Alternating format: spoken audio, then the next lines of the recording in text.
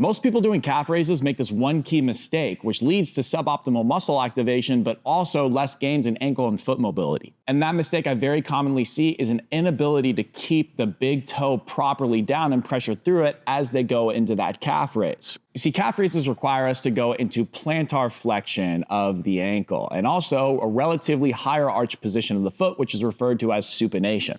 This propulsive position of the foot occurs in running a gait cycle in late stance when we are pushing off. I oftentimes see people with foot, ankle, and knee problems like plantar fasciitis and knee pain and Achilles issues have an inability to properly access this position of plantar flexion and supination of the foot.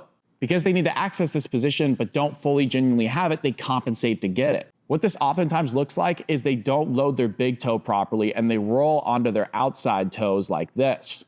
If you can't keep the big toe properly down, this leads to a suboptimal ability for the foot and ankle to properly change shape. You see, a good calf raise can keep the big toe and little toe down at the same time as they go up into that position. If we keep proper pressure to the big and little toes, we move up into that position, the heel should move into this position, which is called inversion. If you see this, you're much more likely doing a proper calf raise. And as we go down, the heel should move back into what we call a relatively more everted position like this. Then as we go up again, it should move into that inversion.